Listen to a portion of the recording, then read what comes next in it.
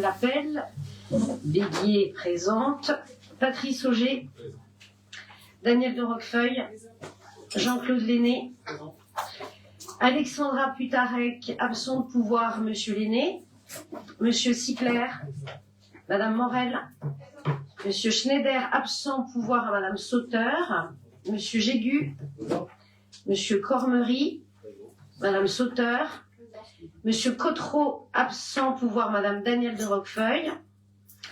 Madame Berton. Monsieur Flairet. Madame Duclouet, absent pouvoir Sylvie Béguier. Monsieur Somprou. Monsieur Dubourg. Madame Germain. Madame Morera Queiroz. Monsieur Villatte. Madame Gatti, absent pouvoir Monsieur Somprou. Madame Lénier, un petit retard parce qu'elle arrive en train. Monsieur Maillard. Présent. Madame Taille. Présent. Monsieur Margaretaz. Présent. Monsieur Mollet. Présent. Monsieur Revel. Présent. Monsieur Doléan. Présent. Et Madame Mathieu. Présente. Merci. Si vous pouviez mettre vos téléphones portables en mode avion, ce serait parfait. Et avant toute chose, je voudrais faire un point sur la retransmission de notre conseil municipal, entre autres sur Facebook. Les gens, que ce soit auditeurs ou publics, se plaignent effectivement de la qualité. C'est quelque chose qui existe depuis longtemps. On va essayer de se pencher sur le problème. En revanche, je pense qu'il est inadmissible que la jeune femme qui filme la séance reçoive des réflexions quant à la qualité de son travail. Elle a toutes les compétences requises et la mauvaise qualité de retransmission n'est pas du tout due à ses compétences ou incompétences, mais au matériel qui est dans cette salle. Donc je souhaiterais qu'on ne fasse aucune réflexion à son encontre. Sur ce, merci. Nous allons commencer par la désignation des représentants au sein du conseil intercommunal du centre de secours de Plaisir. Centre qui est chargé d'assurer la coordination. J'ai oublié le secrétaire de séance, Sophie est volontaire. Merci Madame Sauteur. Ce centre donc est chargé d'assurer la coordination avec le service départemental d'incendie et de secours. Il regroupe les communes de Plaisir, Thiverval et Bennes. Les délégués des communes dans les syndicats sont élus par le conseil municipal. Est-ce que vous souhaitez un scrutin secret ou on peut le faire à main levée? Main levée, merci. Donc, il est proposé aux membres de l'Assemblée délibérante de désigner les délégués qui vont siéger au SICSP. Nous allons présenter 2 titulaires et 2 suppléments. Pour la première, les premiers titulaires, Monsieur Fabien Dubourg, Monsieur Didier Sigler, et pour les suppléants, Madame Morera Queiroz et Monsieur Flairet. C'est bon. Monsieur Revel, c'est bon pour vous? Donc, qui est pour? N'oubliez pas les pouvoirs. Unanimité, merci.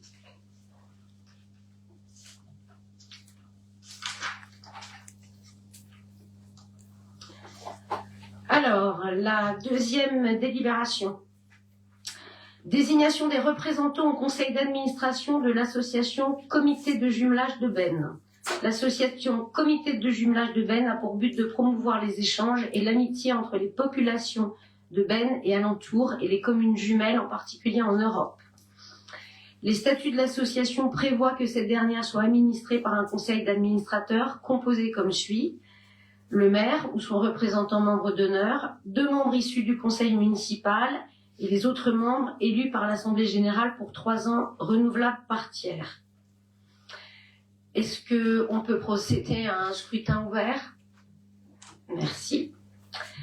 Donc, sont présentés comme candidats Madame Putarec et Madame de Roquefeuille.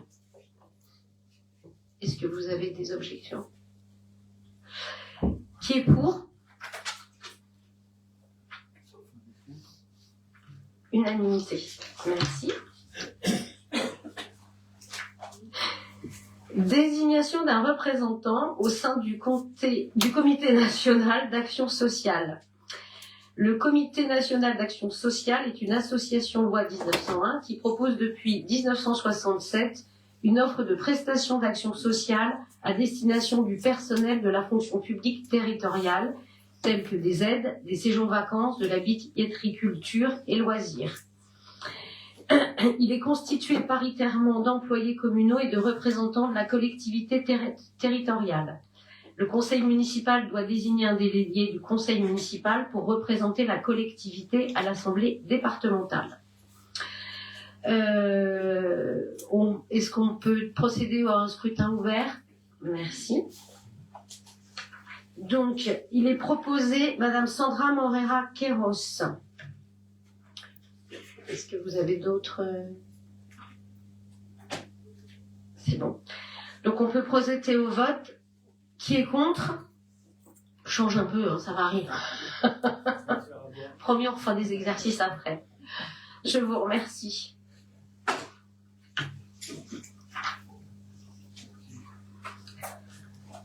Désignation d'un représentant au sein du conseil d'administration du collège François Rabelais. Les établissements publics locaux d'enseignement comprennent les lycées d'enseignement général, les lycées techniques et les collèges. Chacun de ces établissements comprend une assemblée délibérante, le conseil d'administration. Il fixe dans le respect des dispositions législatives et réglementaires en vigueur et des objectifs définis par les autorités compétentes de l'État, les principes de mise en œuvre de l'autonomie pédagogique et éducative dont disposent les établissements. C'est un lieu privilégié de dialogue et d'échange de points de vue. Le chef d'établissement est président du conseil d'administration, il dirige les débats tout en favorisant l'expression de ses membres. Le conseil municipal doit désigner un délégué pour représenter la commune au sein du conseil d'administration du collège François Rabelais de Veynes. Scrutin ouvert. Nous proposons Madame Sauteur. Pas d'objection. Qui est contre? Unanimité, merci. Désignation d'un représentant chargé des questions de défense. Le professionnalisme des armées et la fin de la circonscription ont fait évoluer la relation entre la société française et son armée. Toutefois, l'action des forces armées doit s'inscrire pleinement dans la vie de la nation. Aussi, les jeunes Français doivent être sensibilisés aux questions de sécurité et de défense et s'ils le désirent, être en mesure de promouvoir l'esprit de défense. Il est donc essentiel que le lien armée-nation reste actif pour que l'esprit de défense qui habite nos concitoyens ne s'affaiblisse pas. Le gouvernement a décidé de renforcer le lien armée-nation en développant la réserve opérationnelle et citoyenne. Cependant, ces actions, pour disposer d'un caractère concret et pérenne, doivent s'appuyer sur une dimension locale forte. Donc c'est pour ça que cette raison que le conseil municipal doit voter pour un représentant. Nous avons choisi Monsieur Dubourg, Fabien Dubourg. Est-ce que vous avez des... Qui vote contre? Unanimité. Merci.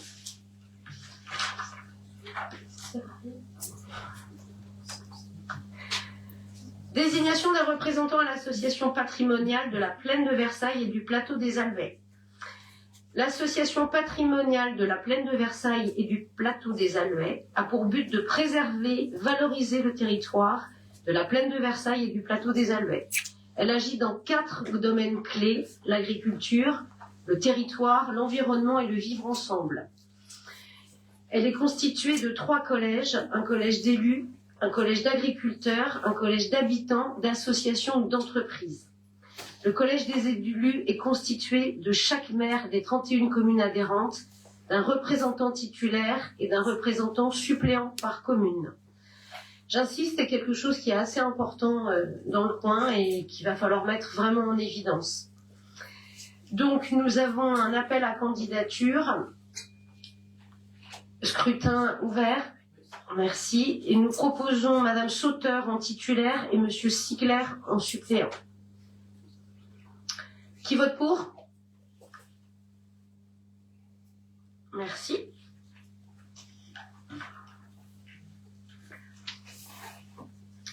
Désignation des représentants au groupement d'intérêt public, Maximilien. La ville de Beynes a adhéré au groupement d'intérêt public, Maximilien, par délibération en date du 1er juin 2018. Ce groupement permet aux entreprises franciliennes, notamment les TPE et PME, d'accéder plus facilement au marché public, aux acheteurs publics de concilier le respect de la réglementation et l'efficacité des achats via la plateforme des groupements de commandes et d'intégrer des clauses sociales lors de la rédaction de leur marché. Maximilien est également une plateforme utilisée par la collectivité pour la mise en ligne des consultations liées à la commande publique.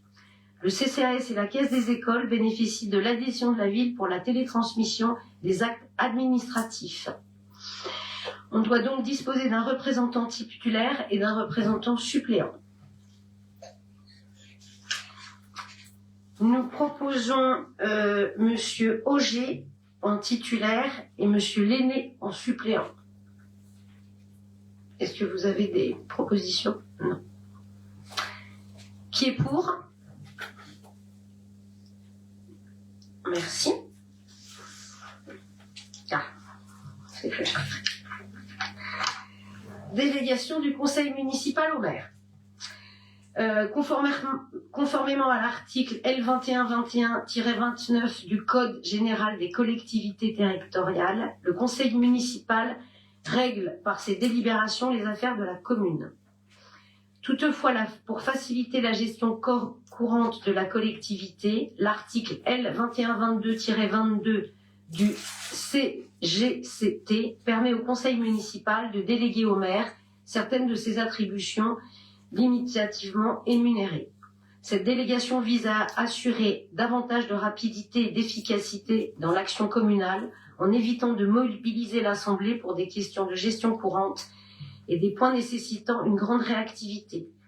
31 domaines sont susceptibles d'être délégués au maire. Le conseil municipal est libre de déléguer toute ou partie de ces matières. La délégation consentie par le conseil municipal au maire opère un véritable transfert de compétences dessaisissant le conseil municipal des matières concernées pour toute la durée de la délégation. La présente délibération a pour objet de définir clairement les compétences déléguées, leurs limites et les modalités d'exercice.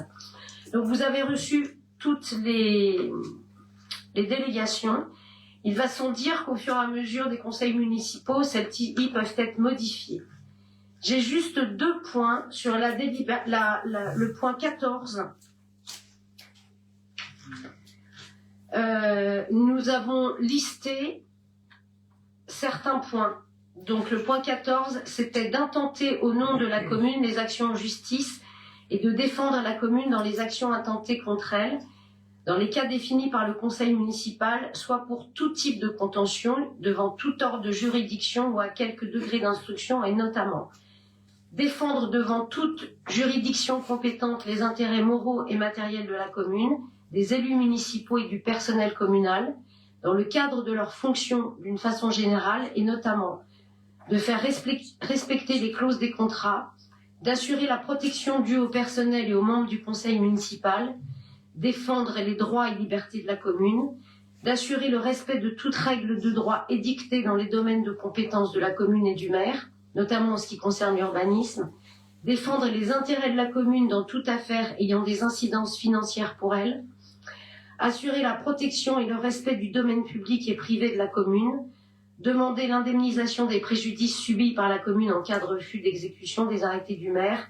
demander l'indemnisation des préjudices subis en cas de refus du concours de la force publique pour exécution des décisions de justice, se constituer partie civile devant la juridiction pénale pour obtenir réparation des préjudices de tout ordre subis par la commune, défendre dans toute action intentée par la commune d'une façon générale, tant devant les juridictions judiciaires qu'administratives, et notamment défendre dans toute action mettant en cause le maire ou ses adjoints, les conseillers municipaux, à l'occasion de leurs fonctions propres ou de celles qui leur sont déléguées, au-delà de leurs fonctions s'il est établi que les préjudices ont un lien entre elles. défendre dans toute action mettant en cause les fonctionnaires en raison de leurs fonctions, défendre contre tout déféré préfectoral et de poursuivre les actions tant en demande qu'en défense, en appel et en cassation, en tant que de besoin, quelle que soit la juridiction au niveau d'instance. Et de transiger avec les tiers dans la limite de 1 000 € pour les communes de moins de 50 000 habitants. Donc vous aurez effectivement dans le PV le point qui est différencié, ainsi que le point 20 qui est repris.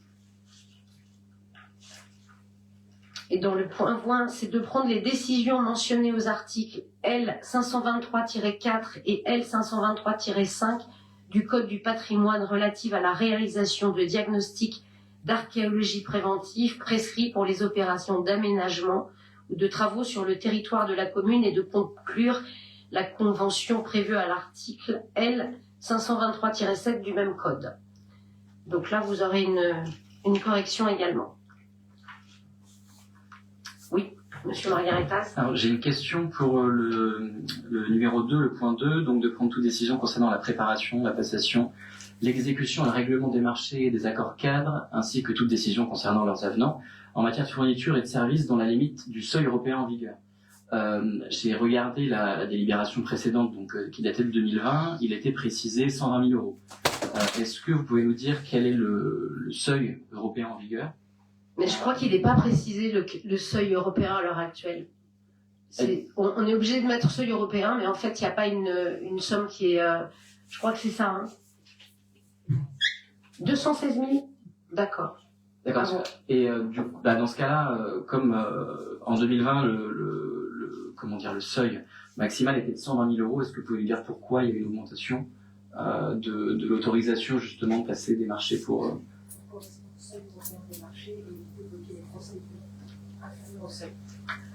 Voilà, parce que pour coller effectivement au seuil européen des marchés et éviter de bloquer les procédures qui soient inférieures. Okay. Merci.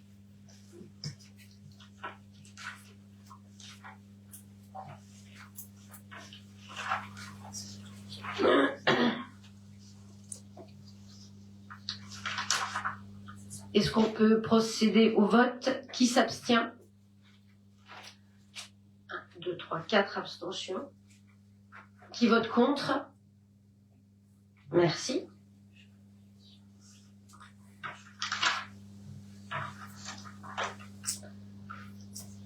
Constitution de la Commission communale des impôts directs. L'article 1650 du Code général des impôts institue dans chaque commune une commission communale des impôts directs. Le rôle principal de la commission est de donner chaque année un avis sur l'évaluation des nouvelles habitations et la modification de l'évaluation des habitations recensées par l'administration fiscale. Elle est également consultée lorsque la commune envisage d'acquérir des biens vacants et sans maître. Donc la commission est composée de 9 membres, le maire ou l'adjoint délégué, 8 commissaires titulaires et 8 commissaires suppléants. Les commissaires doivent être de nationalité française ou ressortissant d'un État membre de l'Union européenne, être âgés de 18 ans, révolus et de jouir de leurs droits civils, d'être inscrits au rôle des impositions directes locales dans la commune, d'être familiarisés avec les circonstances locales et posséder des connaissances suffisantes pour l'exécution des travaux confiés à la commission. Donc, nous avons besoin de 16 titulaires et de 16 suppléants. À la question, je crois que c'était Monsieur Margaritas qui m'avait posé savoir comment c'était fait. Je m'étais inspirée de l'ancienne liste de la précédente mandature. Donc, c'est pour ça que vous avez retrouvé pas mal des noms. Donc voilà, vous avez effectivement constaté les 16 noms et on vous invite à délibérer sur ce sujet. Alors en effet, je vous ai demandé quel avait été le processus de choix des noms, surtout dans la mesure où, vu les noms qui sont présentés, il y a des représentants de votre équipe, de l'autre équipe Cœur de Benne, mais nous n'avons pas de représentants au titre de notre équipe, en tout cas parmi cette liste-là. Est-ce que vous souhaitez qu'on en rajoute? Justement, oui, c'est ce que Bien sûr, c'est ce que ça ne pose aucun problème. Alors du coup, j'ai 2 noms à vous donner. Donc, en titulaire, j'aurai les 2 derniers noms de notre liste. Enfin, oui.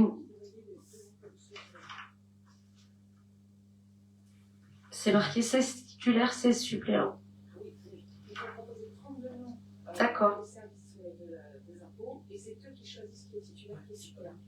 Ah oui, c'est très compliqué comme... D'accord. Donc je raye effectivement les deux derniers noms, Monsieur Somprou et Monsieur Villatte. Désolée pour vous, messieurs. Monsieur Margaritas, on vous écoute. Le but n'était pas de vous éjecter. Hein, Alors, je crois qu'ils sont ravis, en fait. Je vais proposer les noms de Monsieur Bellego Dominique. Oui. Et B-E-2-L-E-G-O. c'est ça.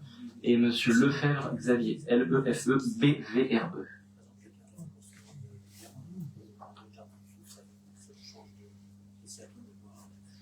Monsieur Revel, vous voulez rajouter des noms? Non? Bon, très bien. Donc, on en a pris note. C'est bon. Donc, qui vote pour? Merci. Ah, la délibération suivante, c'était l'adoption d'un règlement budgétaire et financier pour le budget général et le budget annexe biens immobiliers meublés. Le conseil municipal, nous souhaitons que ce soit retiré de ce conseil municipal. Pour une raison toute simple, c'est que la commission, par respect pour la commission, ça n'a pas du tout été vu. Donc, on souhaite que ce soit reporté et que ce soit traité en commission. Donc, voilà. Ça ne nous empêche pas de voter pour le taux d'imposition local 2026. On s'est bien renseigné pour savoir s'il n'y avait pas un lien de cause à effet. Et effectivement, on peut les voter quand même. Je vais passer la parole à Monsieur Auger. Merci, bonjour à tous. Donc, l'état des bases fiscales numéro 1259 a été transmis le 24 mars 2026 à la commune. Au regard de l'augmentation de 0,8% décidée par l'État, il est proposé aux membres de l'Assemblée délibérante de voter les taux d'imposition locale 2026 identiques à l'année 2025. Donc, ce qui nous donne pour la taxe sur le foncier bâti 37,25, pour la taxe sur le foncier non bâti 99,9 et pour la taxe d'habitation 14,82.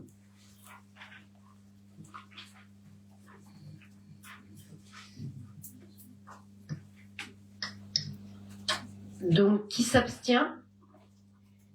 Qui est contre? Unanimité. Merci. Approbation du rapport de la commission locale d'évaluation des charges transférées à la communauté de communes de Cœur d'Yvelines. La communauté de communes de Cœur d'Yvelines a pris acte du rapport de la commission locale d'évaluation des charges transférées. Les communes membres sont invitées à se prononcer sur ce rapport dans un délai de 3 mois à compter de la notification reçue le 23 février 2026. À défaut de délibération dans ce délai, la décision des communes membres est réputée favorable. Il est proposé aux membres de l'Assemblée délibérante d'approuver le rapport de la CLECT de la communauté de communes de Cœur d'Yvelines. Vous l'avez effectivement constaté. Qui est pour?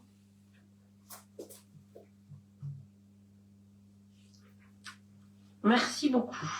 Eh bien, écoutez, ce conseil est terminé. Il n'y avait pas de questions supplémentaires et pas de décision du maire. Oui. Si je peux me permettre, pour les personnes qui nous écoutent, juste rappeler que demain, on a un conseil communautaire d'installation. Oui, c'est ce que j'allais dire. Merci. Donc, demain, pour ceux qui le souhaitent, effectivement, il y aura un conseil communautaire le 1er, après les élections, qui est à Marcq à 19h. Merci à tous.